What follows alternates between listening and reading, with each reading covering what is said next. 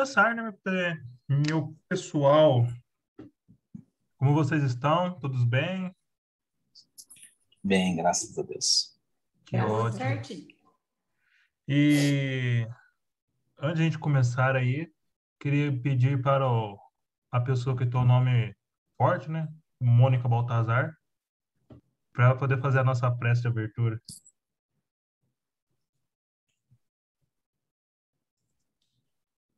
Jesus, querido amigo, com profunda gratidão que nós nos dirigimos ao Senhor agora para te agradecer por mais esta oportunidade de estarmos aqui reunidos com os nossos amigos do plano terreno, encarnados, que nos proporcionam tanta alegria ao nosso coração. Nós te agradecemos muito por cada um deles, por cada vibração, por cada sorriso, por cada gesto de acolhimento. Agradecemos, Senhor, pela espiritualidade amiga que nos reúne a todos agora neste ambiente vibracional e nos ajuda a compormos este ambiente. Nós te agradecemos muito também e, claro, a cada um desses amigos que se encontram em nossos lares e que nos auxiliam, então, a nos elevarmos, a transcendermos as dificuldades da matéria, do isolamento e nos colocarmos, assim, em sintonia a partir de vibrações mais elevadas. Eu convido a todos a mantermos essas vibrações e os nossos queridos companheiros de hoje que vão nos ministrar a aula desta tarde vão nos auxiliar trazendo reflexões que nos manterão assim todos conectados, acompanhando os seus raciocínios. E assim, queridos, nós permaneceremos durante os próximos minutos, mantendo este ambiente que nos trará certamente muitos benefícios de paz, de alegria, de ensinamentos, e rogamos, então, à espiritualidade que nos ajude a fazer deste ambiente também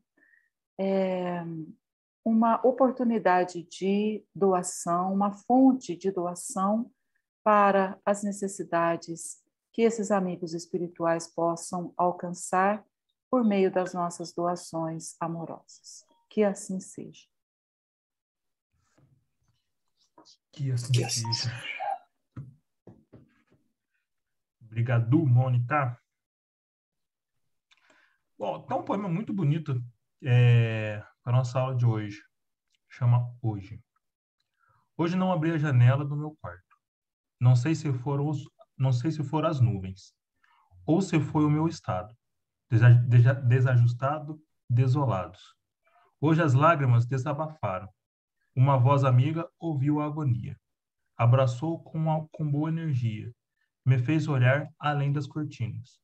A noite até que foi boazinha, sem agonias, até calmarias. Percepção de vida. Novas perspectivas. Eu não sei quem é o autor, mas quem souber, por favor, dá os créditos depois. E a aula de hoje, chegamos nas aulas número 20, galera. Aula de número 20. E para a aula de número 20, hoje a gente vai ter dobradinha, ó. Da hora. E o tema da aula de hoje é um tema muito atual e atemporal, que tem muito a ver com o ser humano, claro. E o tema da aula de hoje é dores da alma. E para essa dobradinha com esse tema é o nosso querido Rodrigo Silveira e o nosso querido João Batista Laurindo Júnior. É nome de doutor, filho. João Batista Laurindo Júnior.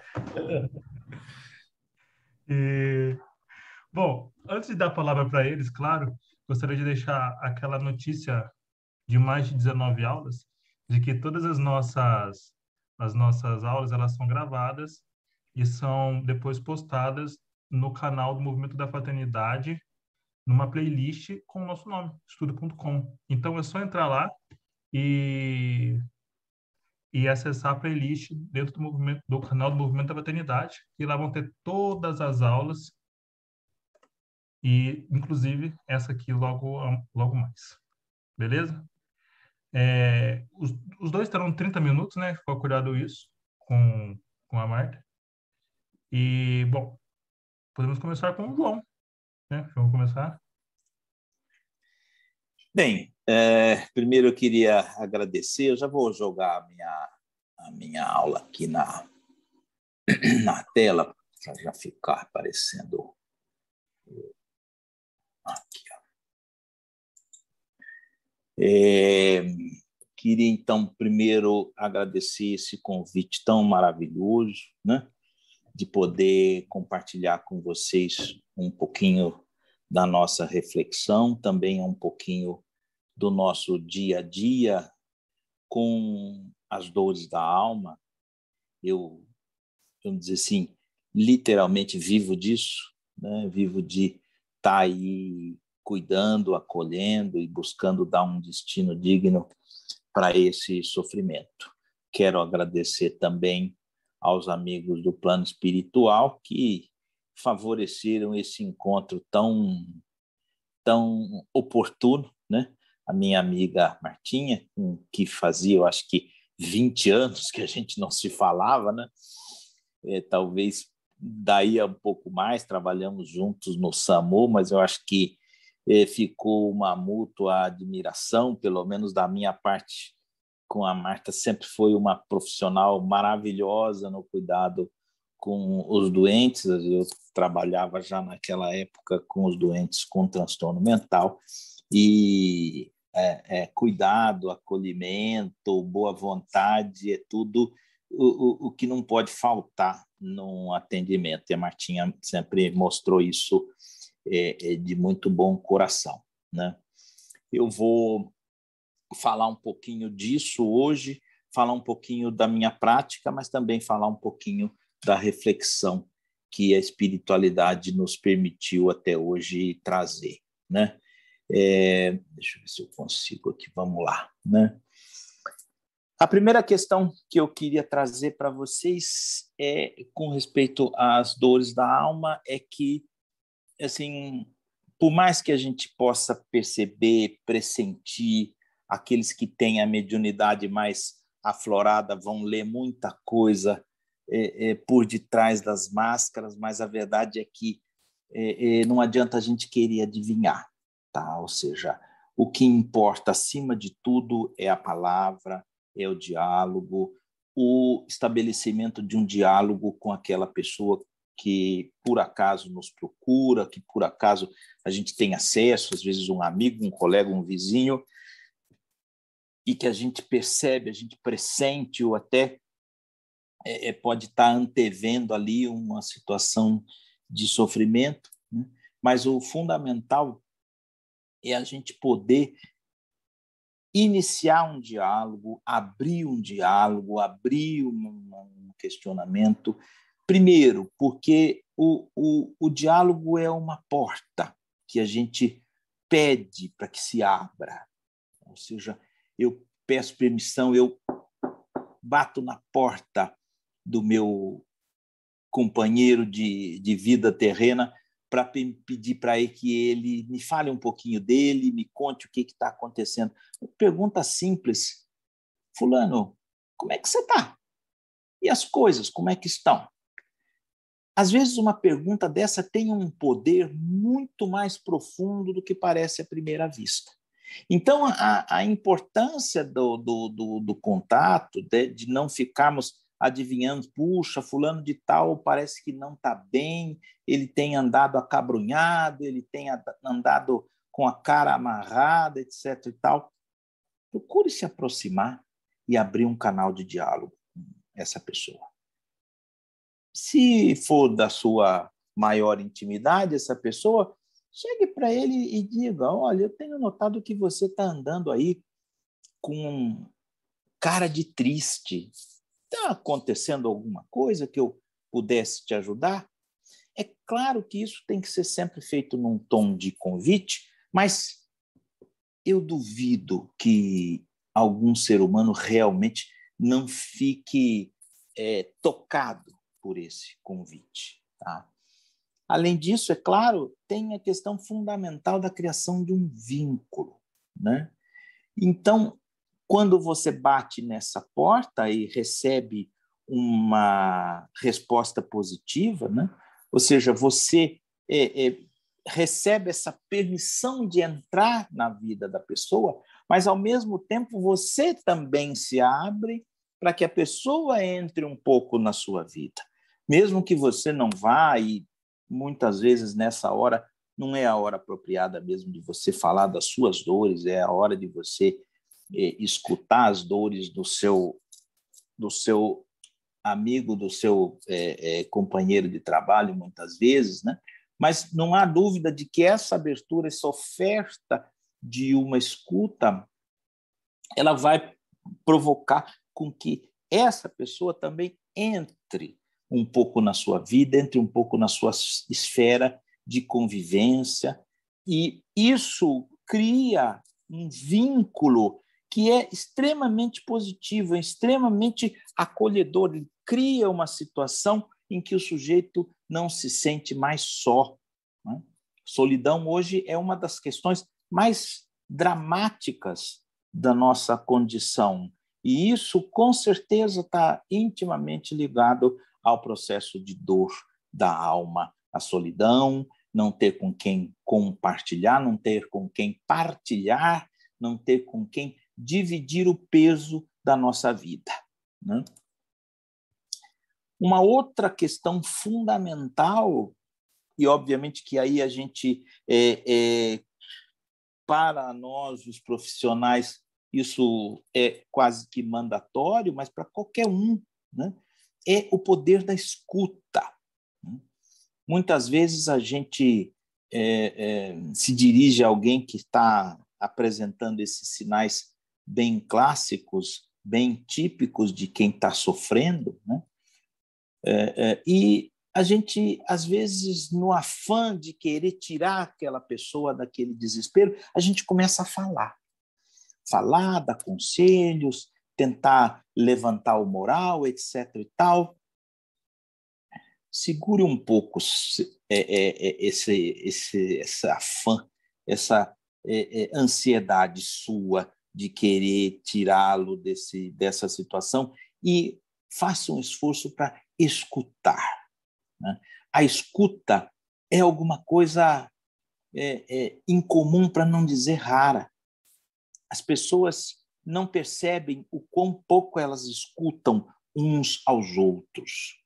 Por isso que essa abordagem, através da escuta, ela é tão poderosa, ela é tão transformadora. Primeiro, porque isso vai fazer com que o sujeito comece a se escutar. O sujeito começa a falar para você coisas, né, que vão fazer ele necessariamente, obrigatoriamente, entrar em contato consigo mesmo. Talvez ele descubra que a dor dele é até mais profunda do que ele tinha reconhecido. Às vezes não. Mas muitas vezes a gente é surpreendido por causa desse movimento. Da pessoa não saber como estava tão triste, tão abalado, tão agoniado com as coisas que estão acontecendo. Né? A pessoa também, se você fizer essa pessoa falar, né? E aí existem algumas questões bastante importantes, como, por exemplo, existe uma recomendação muito clara de quem trabalha com suicídio, né? De que o suicídio não pode ser percebido e respondido e reagido com silêncio. Sempre que você ouvir a pessoa falar alguma coisa que faça você pensar de que essa outra pessoa está pensando em dar um fim na própria vida, você deve perguntar. Né? Há um certo mito de que se você falar de suicídio, a pessoa vai ter uma ideia. Né? uma coisa um pouco infantil, do tipo assim, você sabe que eu não tinha pensado em me matar, mas agora que você tocou no assunto, eu vou levar isso em consideração. É claro que isso não acontece nunca. Pelo contrário. Isso, na verdade, é como se você arrancasse um tampão e aquilo leva muitas vezes a um jorro de emoções e de libertação desse sofrimento que o sujeito está trazendo. Então, sempre pergunte se você sentir que se a pessoa está com, minha vida não tem mais sentido, nada na vida para mim traz mais uma valorização, não sei se vale a pena ainda continuar. Esse tipo de frase, existem muitas outras, eu não vou explorar muito isso, mas existem muitas outras situações em que o sujeito deixa transparecer que ele está cansado, que ele está esgotado, que ele está no fim da linha. Então, perguntar diretamente, você tem pensado em dar fim à sua vida? E escutar. Porque a gente tem uma tendência, de novo, né, eu vou voltar um pouco nisso, a gente tem uma tendência de querer aplacar a dor, aplacar o sofrimento, principalmente um sofrimento tão angustiante quanto esse que leva alguém a querer dar fim à própria vida. Então, a gente precisa muito atentamente, quando for tocar o coração de uma pessoa nessas condições, aprender a ouvir. E quando as intervenções que por acaso for fazer, ela tem sempre que buscar que o sujeito se revele cada vez mais. Mas eu estou pensando em acabar mesmo com a minha vida. Por quê? Antes de você fazer recomendações ou qualquer tipo de não, imagina, não pense nisso. Não, ele não está pensando nisso faz 2 minutos. Quando ele está te falando isso, ele está pensando nisso há semanas, há meses. Então, ele precisa falar. Por isso é tão importante que você possa fazer o sujeito falar. Ou seja, perguntar por quê. O que está te deixando assim tão sem esperança? Eu vi. Porque muitas vezes o sujeito nunca teve na vida inteira oportunidade de um diálogo como esse. E um diálogo como esse pode ser profundamente esclarecedor para a própria pessoa. Onde ele vai falar o que nunca foi falado antes. Contar uma história que ele nunca contou para ninguém antes. E que não tenha medo, não é porque a pessoa está te contando uma história escabrosa, cabeluda, que você precisa resolver, não. Você precisa escutar. Escutar é um passo gigantesco para quem está sofrendo, para quem está oprimido, mas principalmente para quem está só. Então, é muito importante, ajuda muito você escutar, mesmo que você não saiba o que fazer. Se você for, vamos dizer assim, confrontado com isso, mas então, fulano, o que eu faço? Seja honesto, seja muito franco. Puxa, é difícil esse assunto, hein? Esse problema... Espera um pouquinho que apareceu uma... Não entendi aqui. Essa fala honesta e sincera, eu também não sei o que fazer, mas eu espero que, se a gente conversar, a gente consiga trazer alguma luz para esse problema seu. Veja, dividir o peso de um problema insolúvel já é uma tremenda ajuda. A gente precisa acreditar nisso. A gente precisa apostar nisso. Porque muitas vezes, inclusive, eu vejo que o fracasso dessas conversas se dá justamente por uma certa pressa de querer resolver um problema. O sujeito vive com aquele problema há 15, 20, 30 anos e você acha que se você escutar uma vezinha, meia hora, 40 minutos, você vai achar a solução. Uma vida inteira encalacrada, vamos dizer assim, né? Mesmo que não tenha tantos anos, uma criança, um adolescente, não importa. Ou seja, é preciso permitir nesse movimento que o sujeito comece a se descobrir.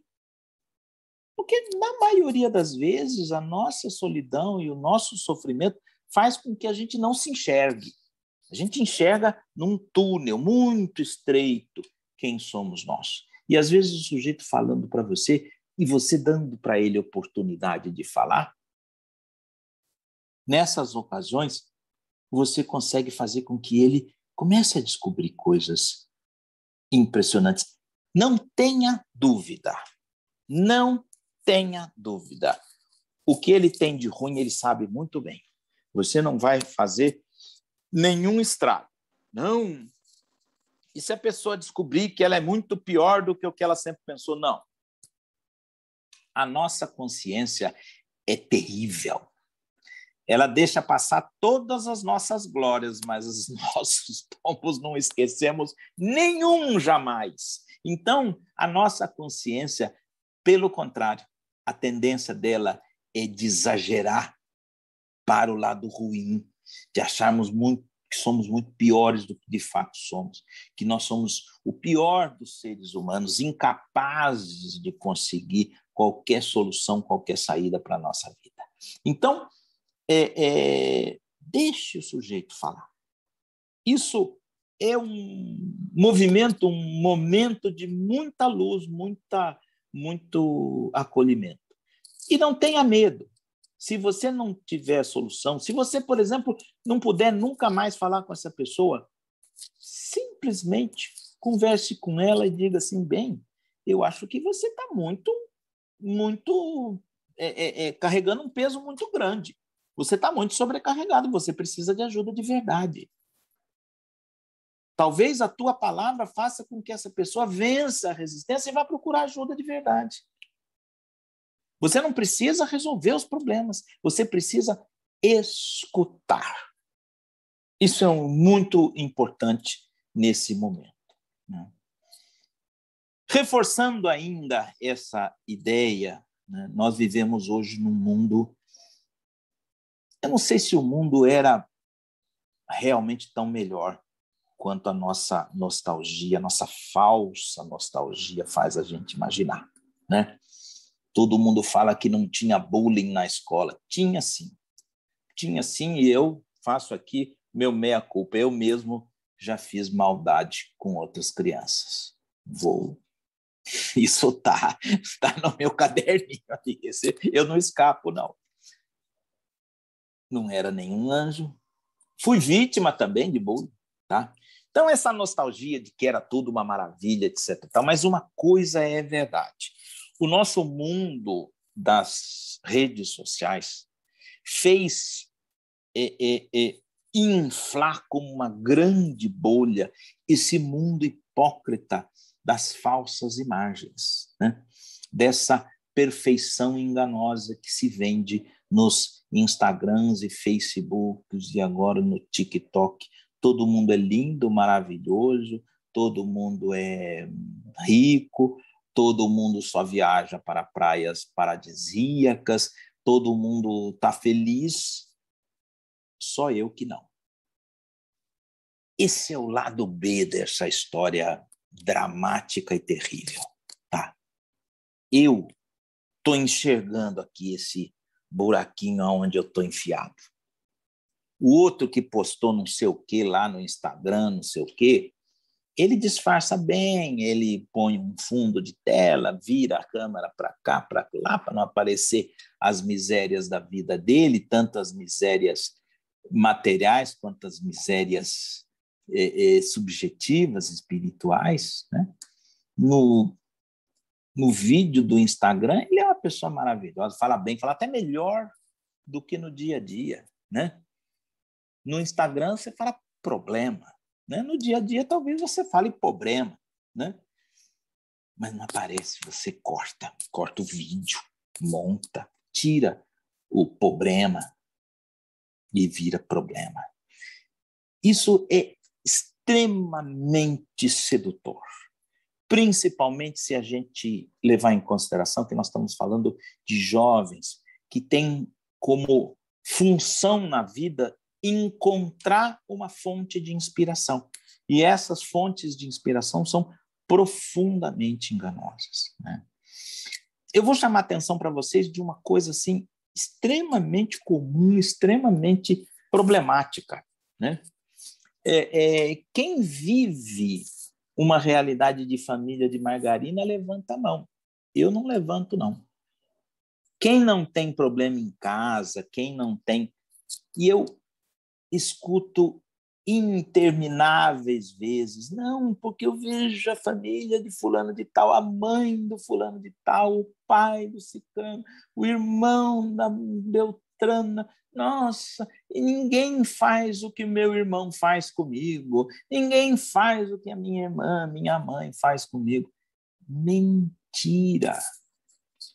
Mas isso está nas redes sociais está toda a família, em volta. Ninguém sabe que para tirar aquela foto foi preciso tirar, às vezes, um revólver na mão de um dos familiares que já estava apontando para o outro para acabar com a vida. Não, pera lá, vamos tirar foto antes de virar o fuzuê de sempre nesse encontro. Então, essa ideia, né, essa coisa assim, tão doentia dessa imagem falsa, né? Isso, de alguma forma, sempre existiu, né? Todo mundo, quando ia receber visita em casa, a mãe da gente, ou às vezes a mãe e o pai, corriam para arrumar, limpar o banheiro, tirar as bagunças da sala, o tênis da sala, levar para o quarto, etc. Então, sempre tem aquele quarto que a família espera, imagina que a visita nunca vai entrar, e é lá mesmo que enfia os panos dos cachorros, enfia as panelas velhas embaixo da pia, fecha tudo direitinho. A gente já fazia isso, talvez um pouco menos um pouco menos intensamente do que agora com as redes sociais, né? Talvez as redes sociais tenham trazido mecanismos mais eficientes da gente ser mentiroso, tá? Mas é isso, a gente sempre viveu de aparências, tá? O problema disso é que isso vai muito além dessa realidade, né? Porque o que a gente vive, na verdade, né, são essas ideais inatingíveis, né? E as exigências que a nossa consciência... Porque vejam bem, gente, a nossa consciência é construída dessas experiências, tá? E a nossa consciência começa a cobrar. Todo mundo consegue isso, menos eu. Quem que nunca ouviu uma frase dessa de uma pessoa numa crise de ansiedade? Está todo mundo com o trabalho pronto, menos eu, né? Ou seja, lá no meu trabalho, todo mundo entrega as tarefas em dia, menos eu. A nossa consciência, como eu já tinha adiantado, a nossa consciência é terrível. A nossa consciência, muitas vezes, pode se transformar no nosso pior inimigo. Ou seja, essa voz da consciência, essas autocobranças, tá, criam tantas situações de muita ansiedade, essa busca pela perfeição, de que você precisa fazer as coisas melhor do que ninguém, perfeito, de uma maneira em que tudo esteja do jeitinho como foi pedido, sem crítica. Eu gosto de usar... Quando eu vejo alguém sofrendo muito por causa disso, eu gosto de usar uma fala de um amigo meu que é padre, muito engraçado, ele é muito espirituoso e ele sempre gosta de reforçar que a nota de corte para entrar no céu é 7, não é 10, tá? Ou seja, se você tirar 7, você vai entrar no céu. E se tirar 5, mas tiver bom comportamento, entra também. Ou seja, esse nível de exigência que, por um lado, é alimentado pelas redes sociais, mas, por outro lado, é importante que a gente tenha clareza disso. Não foram as redes sociais que inventaram isso. A nossa consciência é alguma coisa que vem lá do nosso primitivo, das nossas primitivas experiências infantis. Então, é muito importante que a gente possa ter clareza, né, dessa presença disso, porque isso é fonte de muita dor, muito sofrimento, muita dor de alma. Por quê? Porque nós não somos bons o suficiente, porque nós não vamos conseguir fazer as coisas. Ou pior, né? A nossa desavença com o nosso passado, né? Ah, eu fui um filho assim, assim, assado, eu fui um marido assim, assim, assado, eu fui uma mulher assado, não fiz isso para os meus filhos hoje têm problemas porque eu não fui um bom pai, não fui uma boa mãe. Tudo isso se transforma em um peso, às vezes, insuportável. Tá?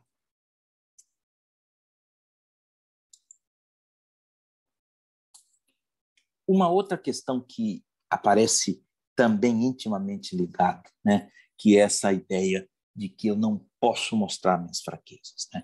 Nós vivemos nesse mundo da propaganda de margarina, né, em que a gente é o tempo todo, se não é cobrado, mas a gente se cobra, né, de mostrar sempre uma máscara de que está tudo bem, de que está tudo ótimo. É claro que a gente precisa ter cuidado, né? Sincericídio também é um problema muito sério, né? E a gente sair por aí mostrando as nossas feridas e as nossas fraquezas, às vezes nos expõe aos abutres. Eles existem e são pessoas que muitas vezes estão muito mais perto de nós do que nós desconfiamos.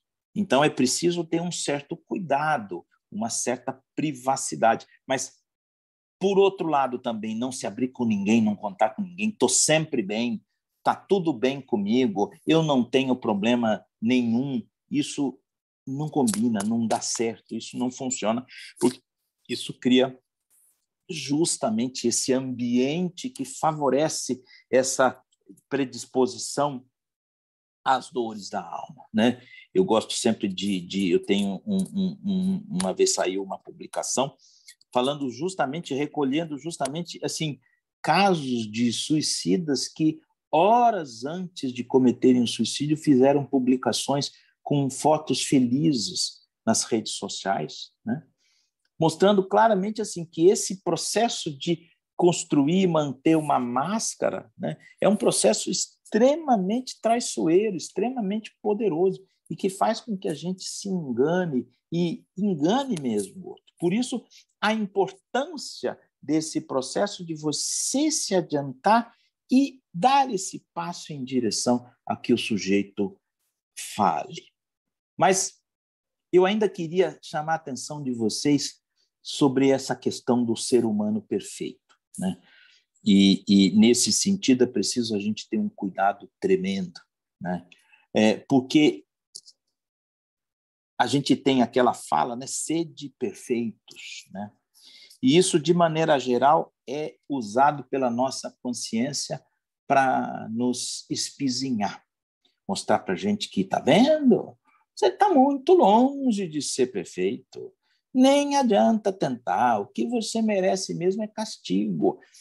A nossa consciência trabalha assim, né? Eu coloquei esse comentário aqui do Evangelho, né? Em tese geral, pode afirmar-se que a felicidade é uma utopia. Deixa eu ver se eu consigo. Pronto. É uma utopia a cuja conquista as gerações se lançam sucessivamente sem jamais lograrem alcançá-la. Se o homem ajuizado é uma raridade nesse mundo, o homem absolutamente feliz jamais foi encontrado.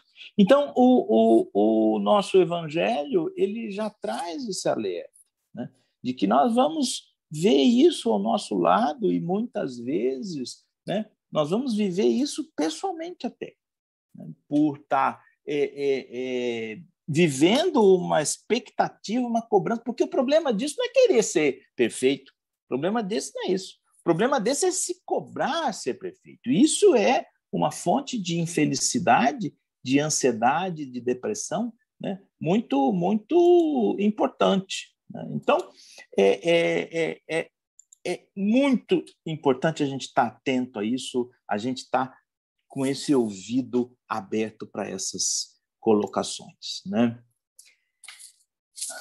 A gente muitas vezes vai precisar conversar sério com quem está sofrendo, né? Nós vamos precisar ajudá-lo a reconhecer que ele não está dando conta sozinho, tá? Isso é muito importante, gente, porque essa fantasia, né? Esse mito do self-made man, do homem que faz tudo sozinho, que dá conta de tudo sozinho, isso é uma coisa absurdamente valorizada. Admitir que eu preciso de ajuda, que eu preciso que alguém me estenda a mão para poder me levantar, isso muitas vezes é um desafio para as pessoas, tá? E é terapêutico você permitir que a pessoa com quem você está se interagindo possa perceber isso também, tá? Que a pessoa possa reconhecer que é preciso receber ajuda, tá? Que é preciso contar com mais alguém para dividir o peso. Tá? E muitas vezes, isso eu até queria aproveitar aqui para a gente colocar esse debate para vocês também. Muitas vezes a gente tem muito preconceito dos medicamentos psicofármacos, dos medicamentos para aliviar a dor da alma. A gente tem uma tendência muito simplória de achar que porque você não precisa, então ninguém precisa. E nenhuma dor é igual à outra. Cada um sabe o tamanho de dor. E todo mundo aqui passou por experiências em que ficou tão esmagado por uma sensação de angústia, de depressão, de uma sensação de não encontrar saída, que não conseguia sequer se mexer. Então, é preciso que a gente tenha muito cuidado com um preconceito muito marcante. Não, isso aí, faça uma oração, peça para os seus espíritos protetores para te ajudar. Claro, isso aí com certeza faz parte, mas muitas vezes, diante da paralisia, de um sofrimento, não basta. É preciso ter clareza num ponto com respeito ao uso de medicamentos. Surge um comentário aqui, é bem por aí mesmo, a gente vai retomar isso já, mas é preciso diferenciar quando a gente... uma vez um paciente meu, um paciente muito sofrido, e que indiscutivelmente teve benefícios dramáticos na sua vida, transformou a vida a partir do momento em que ele passou a se tratar de forma regrada, de forma cuidadosa. E uma vez o filho dele, ele teve uma conversa com o filho, falando, olha, filho, eu estou achando que você está fumando muita maconha, etc, e tal. E aí o filho dele virou, e você com esses remédios que você toma? Né?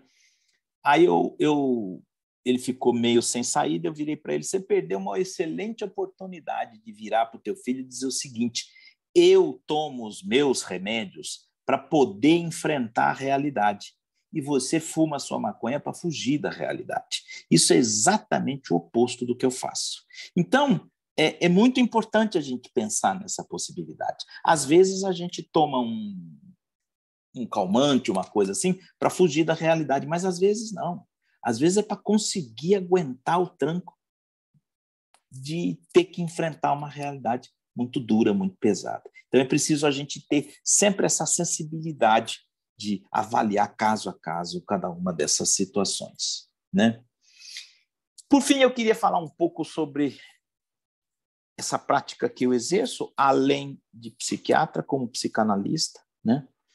Que é justamente uma prática em que a gente centraliza, né, na valorização da palavra, tá? Na valorização da escuta, mas principalmente no enfrentamento dos fantasmas. E aí, obviamente, que eu não estou falando de nenhuma entidade desencarnada, não. Eu estou falando dos fantasmas, esses quase concretos que cada um de nós arrasta pela vida afora, né? Ou seja, eu gosto muito de repetir essa frase, né? Se o passado estivesse mesmo no passado, não estaria doendo agora. Tá? Ou seja, a gente precisa ter cuidado. Não, isso já passou, deixa para lá. Devagar com andor. Porque, às vezes, justamente, o mais difícil é deixar para lá. Você até deixa para lá, ele é que não fica para lá. Ele é que volta para te atormentar, ele é que volta para te assombrar. Por isso eu chamei de fantasmas. Então, muitas vezes é preciso, sim, lidar, né? E uma outra questão que eu queria também introduzir aqui na discussão, que é uma prática que eu vejo, às vezes, eu recebo esse retorno muitas vezes e que me parece uma visão um pouco apressada e que pode surgir a respeito do espiritismo, que é coisa, não, isso são dívidas do passado, de outras vidas, etc. e tal. Pode até ser, mas se for dívida de outros tempos, de outras vidas, tá? Você vai pagar isso de acordo com o que foi planejado. Mas e se não for?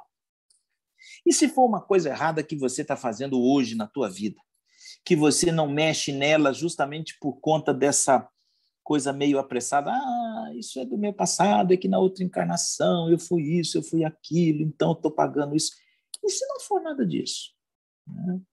Aí, de novo, eu trouxe essa pequena frase que me parece tão inspiradora. Algumas pessoas julgam, falando da lembrança de vidas passadas, é claro, no Livro dos Espíritos, algumas pessoas julgam ter vaga recordação de um passado desconhecido que se lhes apresenta como a imagem fugitiva de um sonho que em vão se tenta reter.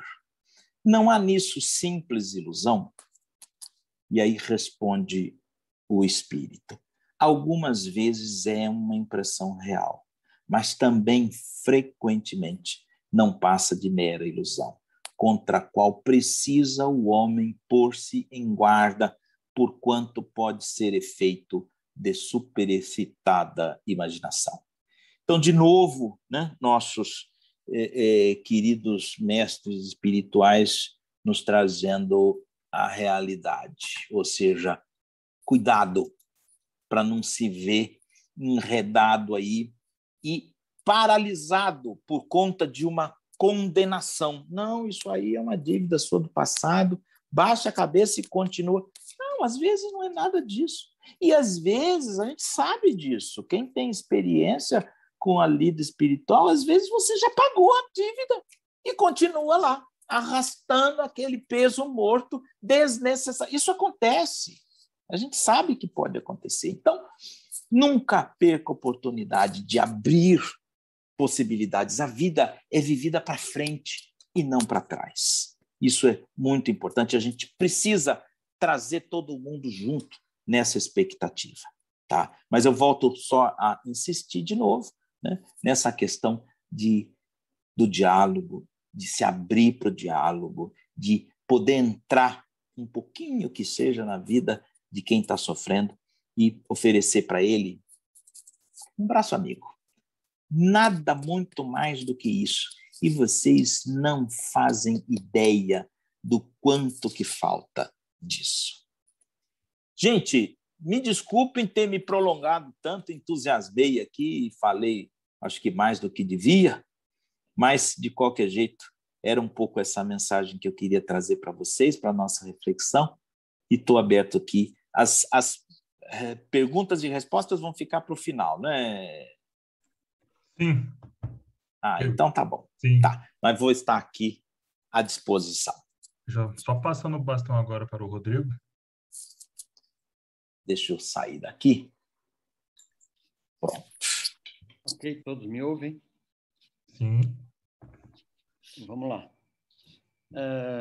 Também queria agradecer os organizadores aí, na figura da Martinha, querida, amiga de longa data. Cumprimentar o meu colega João pela exposição, muito interessante o enfoque humano, acolhedor. Mas a Martinha conversou comigo a respeito de um outro enfoque que, claro, sou de outra área, não da psiquiatria, mas de tentar dar uma visão espírita, ou de alguns conceitos espíritas, ou de que recursos o espiritismo poderia nos ajudar também nesta fase, né? Então, a gente... Alô? Estou ouvindo. Estou ouvindo. Oi, vocês estão me ouvindo? Sim. Estou ouvindo. Desculpa. Aí, voltou. Então, que recursos o Espiritismo nos poderia oferecer para enfrentar esses problemas. Então, eu vou fazer uma introdução, depois reforçar alguns conceitos da doutrina espírita e terminar com 3 sugestões para envolver esse tema, que é um tanto quanto abrangente, não é? São diversas, inúmeras causas do nosso sofrimento, passando aí pelas redes sociais, pelas frustrações, pelo egoísmo, pela autopiedade, por todos os problemas que a nossa alma enfrenta e nem sempre consegue trabalhar muito bem. Então, o que a gente poderia fazer? Que recursos o Espiritismo nos dá para enfrentá-lo? Então, não preparei nenhum slide, eu vou ficar falando mesmo, tenho aqui uma cola do meu lado. Vamos lá. Hoje em dia, nós estamos presenciando o avanço da tecnologia, né? Nos oferecendo informações, facilidades, conhecimento a um número cada vez maior de pessoas. Muitas delas estão conectadas, interligadas entre si, pela internet, pelas famosas redes sociais. Entretanto, esta ligação, muitas vezes, não tem bases, senão em interesses materialistas, a despeito do que poderia significar um proveito maior, melhor, coletivo, mais humano, de ensinamento, por exemplo. Dessa forma, isso colabora para aprofundar um distanciamento que há entre nós, embora estejamos, muitas vezes, virtualmente conectados, estamos distantes intimamente. Quando alguns valores morais exemplificados pelo Cristo, como a solidariedade, a fraternidade, o respeito ao próximo, eles são substituídos pelo consumismo, pela exposição pessoal vazia, excessiva, efêmera, destituída de maior importância ou de nobres finalidades, ocorre que o ser humano se preenche de sensações efêmeras, né, que nos fazem correr cada vez mais atrás de likes, de curtidas. Apesar de toda essa tecnologia disponível, o ser humano não encontrou ainda uma paz, uma harmonia interior, permanecendo solitário, muitas vezes sem direção, carregando um peso enorme na mente, sendo cobrado pela consciência, sem direção, refém, muitas vezes, de um sofrimento em que já há terapia que poderia ajudá-lo. Essa tecnologia está presente nos nossos lares. Nós estamos usando aqui computadores, celulares, tablets. Elas nos conectam rapidamente com qualquer lugar do mundo. E a gente acha, às vezes, normal maratonar, assistir várias séries, ficar horas ligados, conectados, à distância. E a gente, às vezes, acha estranho parar para conversar dentro de casa 1 hora, 2 horas com quem está perto, né? Só que quando a gente para de conversar com quem está perto, a gente perde um alimento que só tem nesse sentido, que é a troca de afeto, do contato, do meio direto, dos sentimentos e dessas energias que a gente se alimenta, um do contato com o outro, da conversa, de segurar a mão, de dar um abraço. Isso também alimenta a nossa alma. Então, a gente pode estar aqui conectado, conversando com uma pessoa lá no Japão, mas é diferente se ela estivesse aqui, tomando um cafezinho do nosso lado. É diferente. Alguns dados que eu consultei da OMS, da Organização Mundial de Saúde, indicam, por exemplo, que o suicídio entre crianças e adolescentes de 10 a 14 anos, de 2000 para cá, aumentou mais de 40%. Olha que triste. Estão ligados, por exemplo, à depressão, uma doença que a gente sabe que tem tratamento, não é? O tema suicídio, depressão, solidão, intolerância tem ganhado a mídia e as redes sociais, mesmo antes da pandemia, e a pandemia só fez piorar isso. Cerca de 12% dos estudantes, estatística do estado de São Paulo, abandonam o ensino superior por problemas emocionais. Olha o estrago que não faz, né? As consequências para a vida toda de que a pessoa abandona, às vezes, uma formação toda por problemas emocionais, não teve condições de pedir ajuda. Vamos nos lembrar também que nessa fase dos jovens, da adolescência, da juventude, eles têm questionamentos, comportamentos inerentes à própria idade. O jovem tem o desejo da liberdade, o despertar da sexualidade, a carência afetiva, a rebeldia, a atração pelo grupo, de ser aceito, de ficar no grupo de amigos. É nesta fase que se forma de forma mais contundente a personalidade do espírito que está desabrochando, não é? Na adolescência, na juventude. Muitos conflitos poderão ser poupados se na infância os pais derem atenção especial à educação moralizadora. E depois a gente vai comentar sobre isso, que servirá para amenizar essas dificuldades de adaptação do espírito. Na obra Damas da Obsessão, psicografado por Ivone do Amaral Pereira, Bezerra de Menezes nos diz assim, sobre alguns suicidas, né, que vão tentar o suicídio, estão sofrendo sobre obsessão. Diz o Dr. Bezerra de Menezes: muitos desses irmãos até que não querem morrer, mas sucumbem, uma vez que se encontram deseducados das verdades eternas, sem qualquer perspectiva de espiritualidade. Desconhecem a natureza espiritual do homem e não logram forças para se libertarem do jugo mental, cujo acesso permitiram, né? Diz eles aqui que claramente colocam a obsessão como uma causa a ser avaliada. Comentaremos depois. Sabemos que essa não é a única causa, não é? Dos transtornos mentais que afetam crianças e adolescentes e jovens, a gente pode dividir em dois grandes grupos. E aqui eu vou usar a divisão que Joana de Ângeles, no livro Adolescência e Vida, psicografado pelo Divaldo, ela separou em dois grandes grupos: as causas emocionais e as causas espirituais. Então, diz Joana de Ângeles como exemplo das causas emocionais. Aí temos o bullying, o uso indevido de novas tecnologias, que muitas vezes resultam numa indiferença moral, elevando a percepção de ansiedade, de insegurança, de solidão desses jovens. O consumo de drogas lícitas e ilícitas. Algumas condições relacionadas à fase da vida, como a pressão de amigos.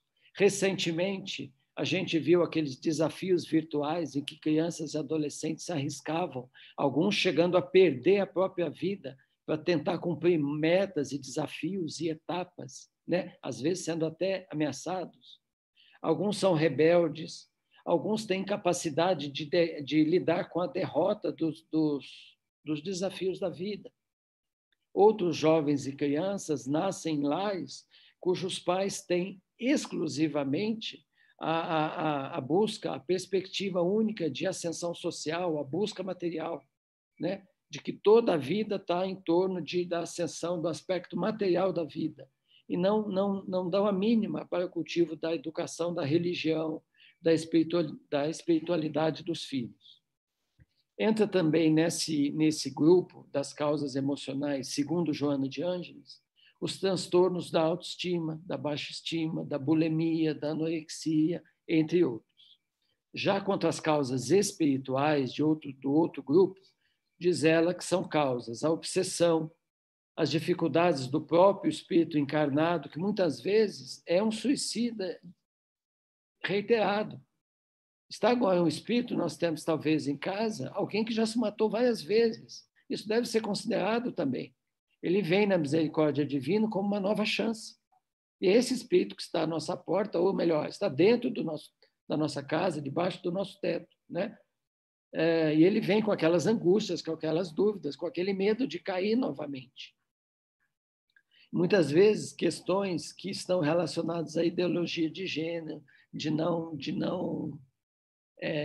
a pessoa mesmo não se aceita, a pessoa não está feliz. Tudo isso no grupo das causas espirituais.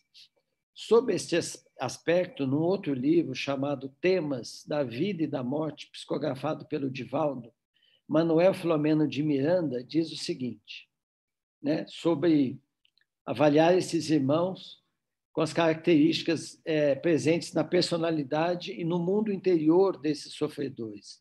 Alerta ele o seguinte: as angústias, a insegurança, as enfermidades crucificadoras, o sentimento de desamparo e de perda todos com sede na alma imatura e ingrata, fraca de recursos morais para sobrepô-los às contingências transitórias desses propelentes ao ato extremo. Está falando aqui dos candidatos ao suicida, não é? Então, olha quanta angústia, enfermidades, doenças, dificuldades passam pelo mundo íntimo desses irmãos. Consultando o Livro dos Espíritos, na pergunta 933, em que Kardec trata da felicidade e da infelicidade humanas, a gente pode ver o seguinte, a pergunta é, assim como quase sempre é o homem o causador dos seus males materiais, também o será, né, ele mesmo o causador dos seus sofrimentos morais? Geralmente somos os causadores dos nossos sofrimentos materiais. Somos também dos nossos sofrimentos morais, e a espiritualidade assim responde. Mais ainda, mais do que do sofrimento material. Porque os sofrimentos materiais, algumas vezes, independem da sua vontade. Mas o orgulho ferido, a ambição frustrada, a ansiedade da avareza, a inveja, o ciúme, todas essas paixões são torturas da alma. E, na sequência, Kardec agora faz um comentário a essa resposta, na mesma pergunta 933. De ordinário, o homem só é infeliz pela importância que liga as coisas deste mundo. Está diretamente relacionado. Se colocar fora do círculo acanhado da vida material, se elevar seus pensamentos ao infinito, que é o seu destino, mesquinhas e pueris lhe parecerão as vicissitudes da humanidade, como são a tristeza de uma criança que perde um simples brinquedo. Então, é que ele está falando aqui que é uma questão de foco.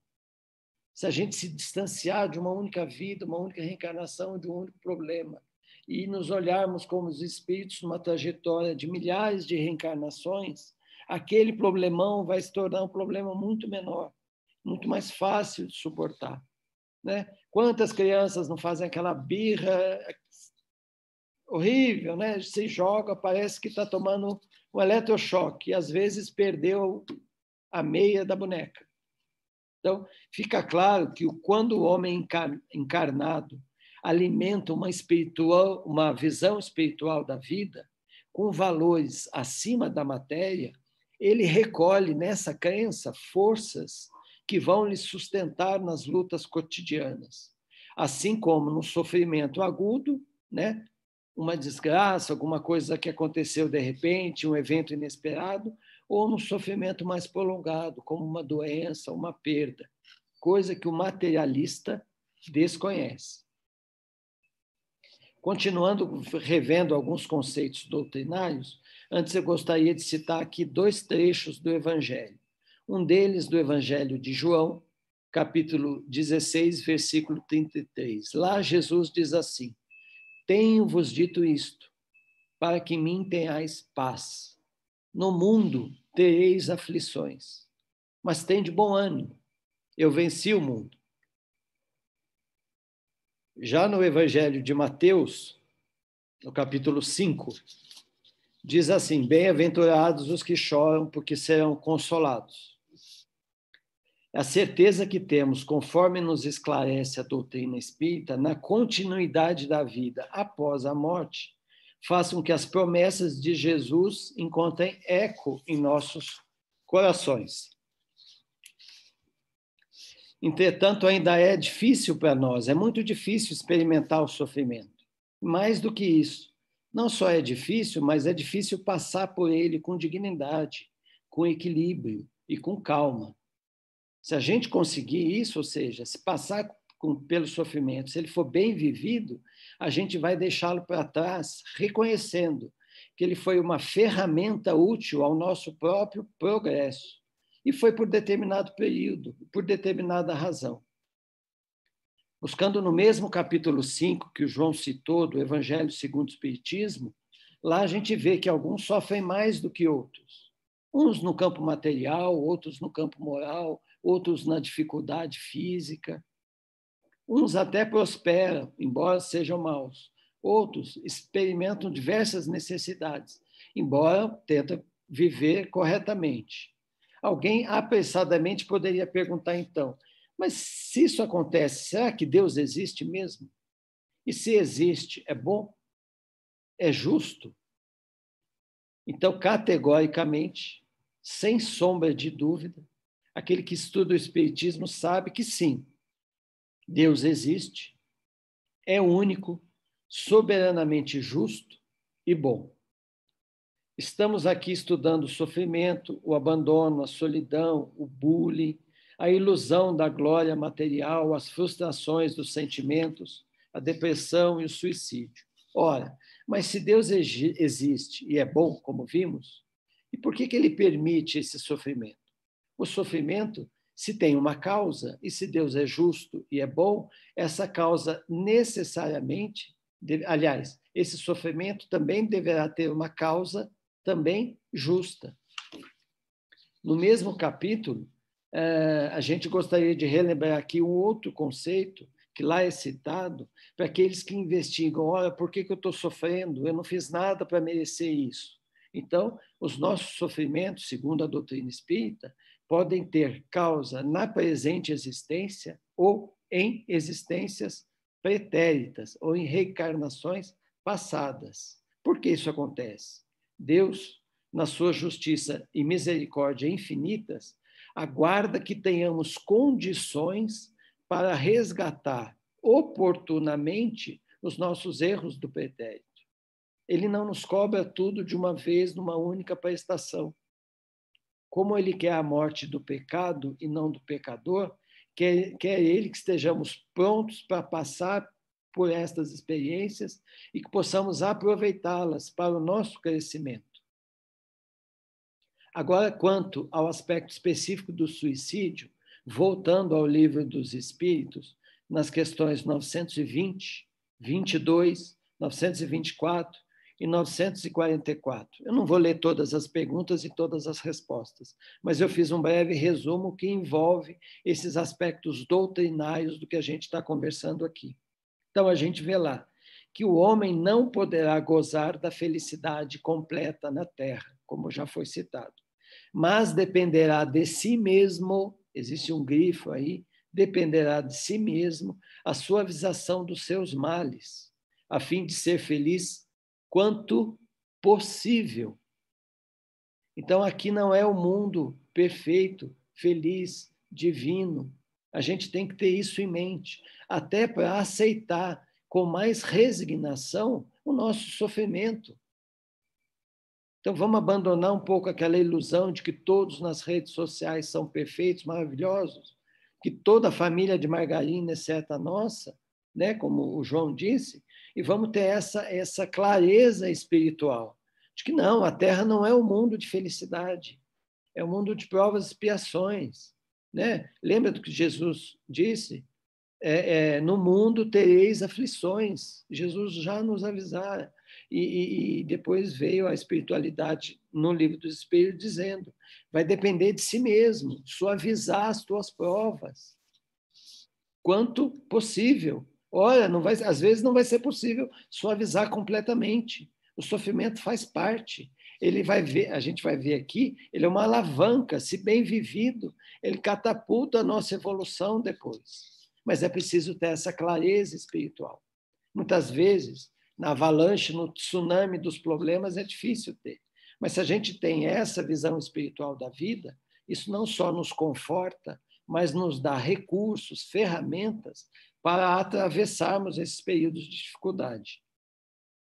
Aí Kardec pergunta assim, né? Existe algum mínimo denominador comum? Existe alguma felicidade mínima que une todos os homens? Por quê? Ele pergunta isso. Porque a gente sabe que alguns não são felizes com o que fazem felizes outros. Alguns se contentam com pouco, outros precisam de muito para se contentar. Então Kardec vem e pergunta, existe um mínimo denominador comum? E a resposta é, a felicidade mínima a todos é a consciência tranquila e a fé no futuro. Olha que riqueza! Se a gente poder desencarnar dizendo assim, eu estou com a consciência tranquila, olha que bênção que é. Saio da Terra, se a gente chegar no dia da morte poder falar isso. Ah, ninguém tem nada para falar comigo, vou em paz. Não deixei um inimigo, não deixei problemas. Olha isso, mas nós precisamos ter recursos espirituais para isso, né? E não só conhecimento, a gente tem que lutar, claro, mas olha que importante. E só para ficar claro, né, para não ter dúvida doutrinária quanto a isso, na pergunta 944, o homem tem o direito de dispor da sua vida, falando especificamente, para não ter dúvida conceitual, né, da doutrina. Não, só Deus tem esse direito. É um equívoco muito grande o espírito encarnado tirar a própria vida. Um outro conceito doutrinário que depois a gente arremata no final em 3 aspectos, né? Mas quis eu aqui fazer alguma sustentação doutrinária que eu estou construindo um desfecho. É sobre a lei de causa e efeito, que a gente também tem que ter na nossa mente e no nosso coração. Segundo essa lei, nós somos herdeiros de nós mesmos, estejamos encarnados ou não. E a todo momento estamos fazendo escolhas e colhendo resultados dessas escolhas. Estejamos aqui ou no plano espiritual. E às vezes a colheita não é agora. E às vezes estamos colhendo dissabores, sofrimento, doença, tristeza agora, de uma colheita de 10 reencarnações atrás. Ah, mas por que agora? Porque Deus julgou que agora você tem condições de passar por isso. Porque levaram 10 reencarnações para você construir um equilíbrio mínimo para, nesse momento, você quitar esse tipo de situação. Então, esta compreensão do mecanismo da justiça divina, atrelado à misericórdia divina, isso nos fortalece no enfrentamento dos nossos problemas. O Evangelho nos recomenda, interroguem as vossas consciências. Muitas vezes a gente pode se perguntar, e se eu não tivesse feito isso? Ou se eu tivesse agido de outra forma? Ah, se eu não tivesse dito aquilo, falei sem pensar, eu estaria passando por isso? Olha, isso é uma ferramenta. Muitas vezes a gente sofre. Porque Deus é injusto, ou porque sou azarado, ou porque o fulano é sorte, minha família nunca vai ser mesmo a de margarina. Não, peraí, o que você está fazendo? E se fizer diferente, pode ter outro resultado? Então, quando a gente investiga honestamente a origem do nosso sofrimento e não identificamos a causa nesta reencarnação, ou se a causa nesta reencarnação não tem a ver com a gente, um parente meu sofreu um acidente de carro e faleceu, agora eu estou sofrendo. Não tive nada a ver com o acidente, não tem uma causa, não estou alterado, ou um tsunami, uma tempestade, um evento qualquer que destruiu tudo que eu tenho. Não foi culpa minha. Olha, se não tem a ver com a causa agora, ou se você não tem a ver com a relação direta, ou de 2 possibilidades, ou Deus distribui o sofrimento injustamente, aleatoriamente, ou a gente participou desta causa em outras reencarnações. A mensagem final aqui é: o homem não escapa nunca às consequências dos seus atos. Essa consciência que o João tão bem disse, ela vai nos cobrar. Nesta ou em outra reencarnação. Fica lá registrado limpidamente, claramente. E ela vai nos cobrar. Nós vamos nos cobrar. Nesta ou em outra reencarnação. Então, se a gente pode dizer, Pai, perdoa-me porque pequei. Olha, isso é uma postura que a gente pode ter. Porque revela 2 coisas, né? Sinceramente, Pai, perdoa-me porque pequei. Revela resignação frente ao sofrimento. A postura de resignação sobre o sofrimento mostra a aceitação da vontade divina. Gente, isso é meio caminho andado. Resignação frente à vontade divina. Sem revolta, sem tristeza. É claro que às vezes a gente passa por períodos de tristeza, de melancolia, de dificuldade, mas resignação, aceitação pacífica da vontade divina. E é uma postura de humildade. Você aceita a grandeza da justiça e da misericórdia divina. Então, se a gente tiver no nosso íntimo, no nosso coração, esses dois recursos de resignação, são dados pela doutrina, pelo estudo, pela vivência, pela busca da reforma íntima. Resignação perante a vontade divina. Nem tudo será como eu quero, ou como eu sonhei, ou a minha vida não será como aquela da rede social. E humildade perante a grandeza da justiça divina. Caminhando mais um pouquinho, mais uma revisão doutrinária, outras duas questões. Eu não imaginava, imaginando falar sobre um público, para um público que conhece mais ou menos a doutrina, estou tentando fazer uma recapitulação de vários conceitos. Eu sei que muita gente sabe muito mais do que isso, mas perdoe-me, eu sei que você já sabe. O que são provas? Né? O Espírito passa por provas, mas também passa por expiações.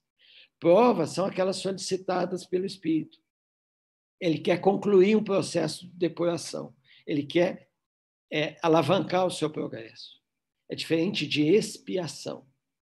Expiação são tribulações, são dificuldades impostas aos espíritos endurecidos e ignorantes, que também impulsionam o seu progresso. Então, aqui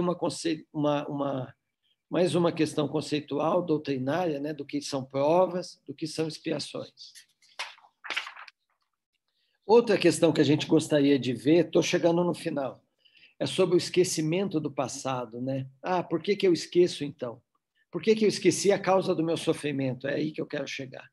Por que eu sofro tanto? Eu já analisei, a causa não é dessa reencarnação. Eu fiz tudo direitinho, eu me cobrei, eu agi corretamente. Por que eu sofro tanto?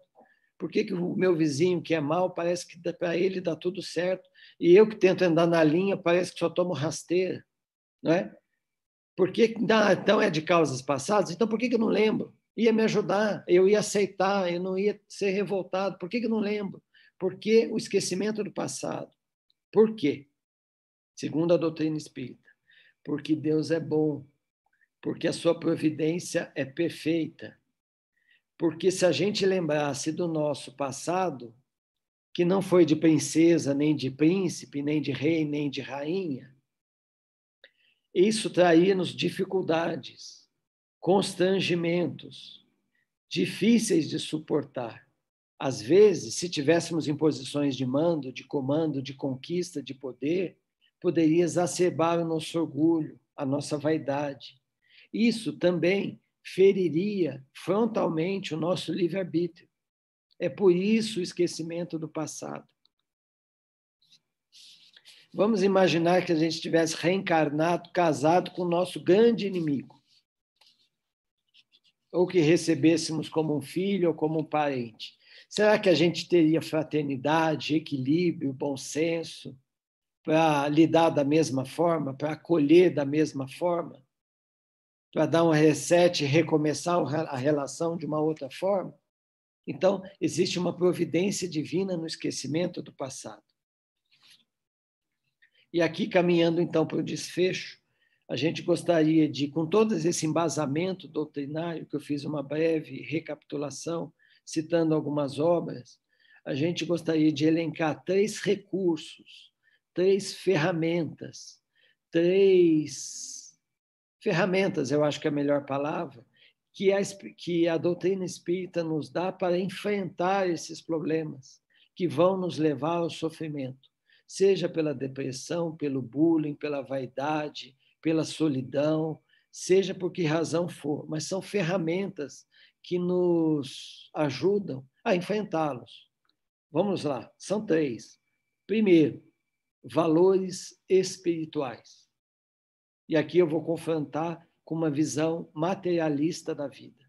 Isso é muito importante. Começo citando, tem um livro de Joana de Ângeles chamado Vitória sobre a Depressão, psicografia do Divaldo. Lá no capítulo 23, ela reforça o que a gente viu no Livro dos Espíritos lá. Diz ela assim, por onde te voltes, né? Para onde a gente olhar, encontraremos vitorioso o sofrimento em atividade. No mundo tereis aflições. Lapidando as criaturas humanas. Olha a função do sofrimento, de lapidação, de tirar o excesso, de melhorar a forma, de definir, de deixar mais belo e perfeito o espírito. Em outro trecho, ela vai dizer assim: na transitoriedade carnal, ninguém conseguirá evitá-lo. Então faz parte da vida. A gente vai nessa ou naquela fase, por uma ou por outra razão, de uma forma, sozinhos ou não, acompanhados, a gente vai enfrentar períodos de sofrimento. A questão é como nós vamos passar por eles, com que recursos a doutrina espírita nos instrumentaliza para enfrentarmos. Esse sofrimento pode se mostrar de diversas formas, né? Solidão, dor, doença, isso a gente já viu. Afirma ainda Joana de Ângeles, nesse mesmo livro, o livro Vitória sobre a Depressão, que o sofrimento é um mal que nos faz bem, arrastando-nos, às vezes de maneira penosa, pelo caminho da ascensão intelecto-moral. Então, a gente precisa também compreender a função do sofrimento. Ele não é injusto, não é por acaso, tem uma razão de ser e tem um objetivo nobre. Ele vai lapidar o espírito. É um sofrimento que nos eleva, se bem vivido, se a gente passar por essa experiência com calma, com dignidade, sabendo atravessar esses períodos difíceis. Não é para rir e postar lá na rede social a família Margarina, mas é para viver interiormente, aprendendo, aproveitando a oportunidade, né? Alguns irmãos vão se rebelar, outros aceitarão de maneira mais tranquila. E aqui ela usa uma imagem muito interessante que eu achei. Para esses irmãos que se rebelam, que se revoltam, que não aceitam o sofrimento, eles são tais quais metais vigorosos, que precisam passar pelo calor do sofrimento intenso para se moldarem espiritualmente. Olha que imagem interessante, não é? Às vezes a gente tem lá uma placa de aço extremamente resistente e dura, mas a gente precisa submeter a um calor intenso, moldá-lo da forma que a gente quer, e depois ele resfria. Resfriado, ele vai continuar muito forte, mas agora na forma que nos é útil, na forma que tem um propósito, muito mais belo e com uma função muito melhor. Olha que interessante essa imagem do sofrimento, como que expondo aquele metal pesado de difícil formatação ao calor intenso do sofrimento. Muitas vezes é assim o nosso espírito. Aliás, é assim o processo de lapidação do nosso espírito, principalmente se a gente não tiver recursos espirituais para enfrentá-lo. Aí a gente vai enfrentar com rebeldia, com depressão, com dificuldade, com não aceitação. Outros vão enfrentar com mais calma, porque uma visão espiritual da vida. Então, a maneira como encaramos o sofrimento faz toda a diferença. Isso nos dá força e coragem. A visão materialista ou a visão espiritualista da vida, valores materiais, valores espirituais, isso nos dá recursos para atravessar o período de sofrimento, seja ele qual for. O Evangelho diz assim: a visão espiritualista nos dará calma e resignação. Advindas desta visão, constituem a melhor prevenção à loucura e ao suicídio. Olha que isso não é pouco, né? A visão espiritualista da vida, com estes valores que estamos falando, nos darão calma e resignação. Lembra? Resignação, aceitação pacífica da vontade divina e humildade para com a sua justiça perfeita. Vão munir o espírito contra a loucura e o suicídio. Olha onde chega, que ponto chega. A visão materialista pode levar o indivíduo, muitas vezes, ao suicídio. Por quê? Se essa vida é de sofrimento e se não há nada além da morte, eu acabo com a minha vida, eu acabo com o sofrimento, está tudo resolvido. Essa seria a visão equivocada, já sabemos, do materialista.